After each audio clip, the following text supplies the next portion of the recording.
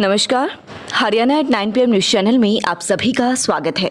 आइए आपको कराते हैं खबरों से अपडेट। पहेली बनकर रह गया एनसीआर वाटर चैनल नहर में बहा 12 वर्षीय तरुण मामला। अब फाइनल सर्च की तैयारी, पुलिस ने एनडीआरएफ को भेजा पत्र। पिछले महीने हादसे के दौरान नहर में बही 12 वर्षीय तरुण का अभी तक पता नहीं चल पाया है। अब एनसीआर वाटर चैनल नहर व ड्रेन नंबर 8 में बच्चे की तलाश के लिए फाइनल सर्च अभियान चलाया जाएगा। इसके लिए पुलिस प्रशासन ने एनडीआरएफ को पत्र भेजा है। अब जैसे ही उन्हें समय मिलेगा, नहर व ड्रेन में फाइनल सर्च करके बच्चे का पता करवाया जाएगा। जानकारी के मुताबिक पिछले महीने जरोड खांडा से गुजरने वाली एनसीआर वाटर चैनल नहर में करीब 18 दिन पहले एक सेंट्रो कार गिरने से एक महिला व उसके मामा की मौत हो गई थी। चालक सकुशल बच गया था, जबकि 12 वर्षीय बच्चा नहर में बह गया था। पुलिस व ग्रामीणों की तमाम कोशिशों के बाद भी तरुण का अभी तक पता नहीं चल पाया है। हालांकि इस मामले में ग्रामीणों व परिजनों को ये शक हो गया था कि यह हादसा नहीं, चालक की प्लानिंग हो सकती है, लेकिन खरखोदा पुलिस व सीआईए टीम दोनों जांच में स्पष्ट हो गया है कि यह कोई साजिश नहीं बल्कि हादसा ही हुआ था। चालक जो बता रहा था वह सब सही है। 75 किलोमीटर लंबी है एनसीआर वाटर चैनल नहर। खरखोदा से गुजरने वाली जिस एनसीआर वाटर चैनल नहर में हादसे के बाद तरुण लापता हुआ है, जिस तरह बहा है उसकी लंबाई 70 किलोमीटर है। जिस पॉइंट पर कार नहर में गिरी थी वह पॉइंट 5 किलोमीटर तक नहर को क्रॉस कर चुका था। इसके अलावा ड्रेन में पानी डाइवर्ट किया गया था, इसलिए अब एनसीआर वाटर चैनल नहर व ड्रेन नंबर 8 में भी सर्च जांच करनी पड़ेगी। अतिरिक्त पुलिस अधीक्षक मयंक गुप्ता का कहना है कि परिजनों ने जो साजिश की आशंका जता रही थी वे संतुष्ट हो गए कि यह हादसा था या कोई साजिश नहीं थी।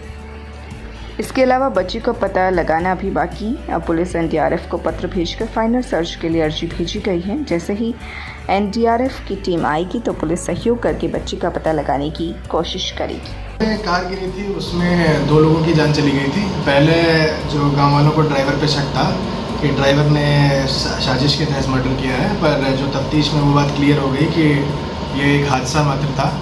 और एक बच्चा जो था उसकी जो बॉडी है वो अभी तक नहीं मिली है, तो उसको लेकर पुलिस ने, प्रशासन ने काफ़ी स्टेप्स पहले भी उठाए हैं। आईआरबी की बटालियन जो है एक उसके गोताखोर होते हैं, उनसे सर्च करवाई गई है, प्राइवेट गोताखोरों से भी सर्च करवाई गई है। अब गांव वालों की संतुष्टि के लिए एक बार एसपी ऑफिस की तरफ से एनडीआरएफ को भी चिट्ठी लिखी गई है कि उनकी जो एक स्पेशलाइज्ड गोताखोरों की टीम वो भेजें, और ताकि एक बार आखिरी बार एक सर्च करवाई जा सके ताकि बच्चा मिल सके। पर काफ़ी बड़ा सर्च का एरिया है और ट्रेन नंबर 8 और इस वाली नहर दोनों को सर्च करना है। तो जब भी टीम आएगी, टीम के साथ संपर्क किया जा रहा है, तो एक बार दोबारा एक बार बच्चे को ढूंढने के लिए अंतिम एक बार स्टेप लिया जाएगा। पानी निकासी की दिशा में एसडीएम ने दिए निर्देश, काम हुआ शुरू। बरसाती पानी से निपटने के लिए अभी से कार्यवाही में जुटा प्रशासन। हर बार मानसून आने के बाद प्रशासन पानी निकासी को सक्रिय होता है, जिसके कारण खरखोदा में हर बार लोगों को परेशानी होती है। लेकिन इस बार खरखोदा एसडीएम शिखानी नई प्लानिंग के तहत नगरपालिका को निर्देश दिए हैं कि शहर के नालों की सफाई अभी से की जाए, बारी बारी से सभी नालों को साफ किया जाए। नगरपालिका ने भी एसडीएम के निर्देशों पर कार्यवाही शुरू कर दी है। पहले चरण में रोहतक मार्ग के नालों की सफाई का कार्य शुरू किया गया है, जिसके चलते सफाई कर्मियों ने नालों की सफाई करके निकासी की दिशा में कदम बढ़ा दिए हैं। नगरपालिका सचिव पवित्र कुमार का कहना है कि नगरपालिका ने नालों की सफाई शुरू करवा दी है। पानी निकासी के पुख्ता इंतजाम किए जा रहे हैं। इस समस्या का भी समाधान जरूरी है। बेशक खरखोदा में पानी निकासी के लिए नालों की सफाई का काम एसडीएम के निर्देशों के बाद अभी से शुरू हो चुका है, जिससे शहर वासियों को काफ़ी राहत मिलेगी। लेकिन खरखोदा में नालों का अंतिम छोर ड्रेन से जोड़ा जाना बहुत ही अहम है। ये अभी तक जोड़े नहीं गए हैं, जो हर सीजन में प्रशासन की निकासी के कार्यों पर सवालिया निशान खड़े करते हैं। हालांकि शहर में लाखों रुपए निकासी के नाम पर खर्च हो रहे हैं, लेकिन निकासी को लेकर किए गए कार्य नाकाफी। रोहना में नहर किनारे मिला युवक का शव। खरखोदा में युवक ने फांसी लगाई। रोहना गांव से होकर गुजरने वाली एनसीआर वाटर चैनल नहर के किनारे पर एक युवक का शव पड़ा मिला, जिसकी पहचान गाँव के ही 37 वर्षीय राकेश के रूप में हुई। राकेश सुबह अपने घर से निकला था, जिसके बाद शाम को नहर की सीढ़ियों पर उसका शव मिला, जो कि नहर के पानी में आधा डूबा हुआ था। प्रथम दृष्टि में राकेश की जहर खाकर आत्महत्या किए जाने की बात सामने आई है। परिवार सदस्यों ने किसी के खिलाफ कोई शिकायत नहीं दी है, जिस पर पुलिस ने शव का पोस्टमार्टम करवाने के बाद परिजनों के हवाले कर दिया। दूसरे मामले में शहर की वार्ड 10 बटिंडू मार्ग निवासी 22 वर्षीय नरेश ने बीमारी से तंग आकर अपने कमरे में फांसी लगाकर आत्महत्या कर ली। परिवार सदस्यों को जब तक उसके फंदे लगाने की खबर लगी, तब तक नरेश दम तोड़ चुका था। सूचना पाकर पहुंची पुलिस ने शव को अपने कब्जे में लेकर पोस्टमार्टम के लिए भिजवा दिया। राष्ट्रीय क्वानकिडो खेल प्रतियोगिता में खरखुदा के खिलाड़ियों ने जीते 10 पदक। राष्ट्रीय क्वानकिडो खेल प्रतियोगिता जो कि 6 से 8 मई 2022 को पणजी गोवा में आयोजित हुई, जिसमें प्रताप स्कूल खरखुदा के खिलाड़ियों ने 3 स्वर्ण 4 रजत व 3 कांस्य पदकों सहित कुल 10 पदक जीतकर हरियाणा राज्य सोनीपत जिले ब्लॉक खरखुदा प्रताप स्कूल खरखुदा व अपने माता पिता का नाम रोशन किया। पदक विजेता खिलाड़ियों में सीनियर वर्ग में ऋतिक 57 किलोग्राम में स्वर्ण, अमित 55, लक्ष्य 61 व बसंतनी 77 ने रजत, जूनियर वर्ग में शिवम 58 किलोग्राम, कुणाल 47 ने स्वर्ण, अमन 41, आशीष 55 व सागर 44 ने कांस्य पदक, सब जूनियर वर्ग में अनिक 37 ने रजत पदक प्राप्त किए। पदक विजेता खिलाड़ियों का विद्यालय प्रांगण में पहुंचने पर द्रोणाचार्य अवार्डी ओम प्रकाश दहिया, खेल निदेशक प्रताप स्कूल खरखुदा, प्राचार्य धर्म प्रकाश आर्य, कोच देवराज व सतबी ने फूल माला पहनाकर व मिठाई खिलाकर स्वागत किया। घर में चोरी, दरवाजे से जाते दिखे चोर, नकदी व आभूषण पर हादसा। फिरोजपुर बांगर स्थित एक मकान में घुसकर चोर अलमारी में रखी नकदी व आभूषण चोरी कर ले गए, लेकिन घर में ही सो रहे परिवार के सदस्यों को इसकी भनक तक न लगी।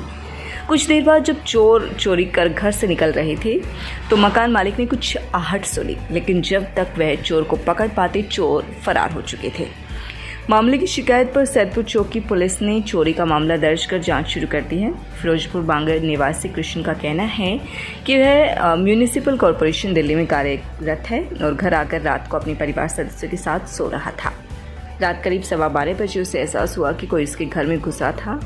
उठकर बाहर आया तो देखा एक लड़का घर से बाहर निकल रहा है। आवाज़ लगाते हुए उसने उसे पकड़ने की कोशिश की, लेकिन वह अंधेरे का फ़ायदा उठाकर फरार हो गया। वापस आकर जब उसने अपने घर की अलमारी को देखा तो वह खुली पड़ी थी। जांच करने पर उसने पाया कि अलमारी में रखी 65,000 रुपये की नकदी व 3 जोड़ी कानों के बाले, 1 जोड़ी कानों के टॉप्स जो कि सोने के थे गायब हैं, जिसे चोर चोरी कर ले गया। मामले की शिकायत सैदपुर चौकी पुलिस को दी गई, जिस पर पुलिस ने चोरी का मामला दर्ज कर जांच शुरू कर दी है। फरमाना स्कूल में 25 एनसीसी कैडेट्स का हुआ चयन। राजकीय वरिष्ठ माध्यमिक विद्यालय फरमाना में प्रथम हरियाणा बटालियन रोहतक के कमांड अधिकारी कर्नल SK बिजारनिया, एडम colonel JP Sheoran, subedar major Rajesh Singh की देखरेख में एनसीसी की जूनियर विंग के लिए चयन प्रक्रिया हुई। इस दौरान 25 कैडेट्स का चयन किया गया।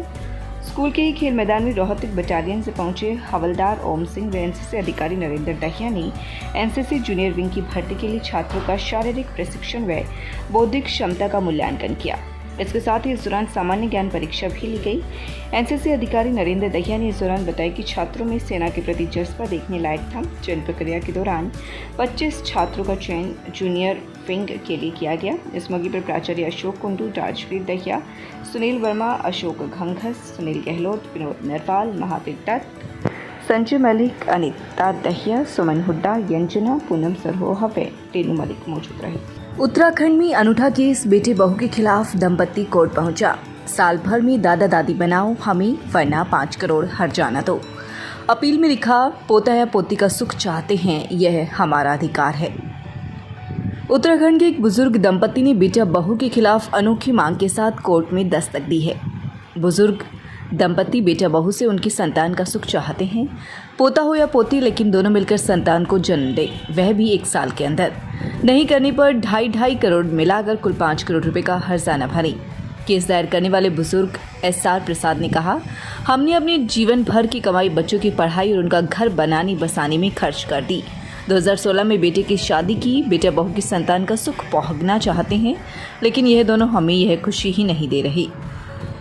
कोर्ट में दाखिल अपील के बारे में जानकारी देते हुए अधिवक्ता AK श्रीवास्तव ने कहा कि SR प्रसाद बेटा बहू को समझाते समझाते थक गई हैं। यह एक सामाजिक समस्या बन गई है कि आजकल की पीढ़ी अपने बुजुर्ग माँ बाप को लेकर संवेदनशीलता नहीं दिखाती।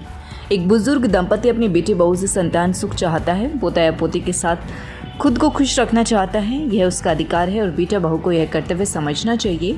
जब किसी तरह से समझाना काम नहीं आया तो थक हार कर अब कोर्ट में शरण में आए हैं। कोर्ट में दाखिल अपील में साफ लिखा गया है कि SR प्रसाद या उनकी पत्नी अपने बेटा बहू से लड़का या लड़की के जन्म को लेकर कोई जिद नहीं ठान रहे, सिर्फ दादा दादी बनने की इच्छा रखते हैं। बेटा बहू यह इच्छा अरसे से पूरी नहीं कर रहे, इसलिए 1 साल की कानूनी मियाद दी है। सारे पैसे इन पर खर्च दिए, अब तो खुशी दें। एसआर प्रसाद ने कहा, मैंने अपने बेटे को ट्रेनिंग के लिए अमेरिका भेजा, घर बनाने के लिए बैंक से लोन लिया, अब हमारे पास कुछ नहीं, इसलिए हमने अपने हक में खुशी और देखभाल मांगी है या नहीं मिलने पर 5 करोड़ की राशि की मांग रखी है।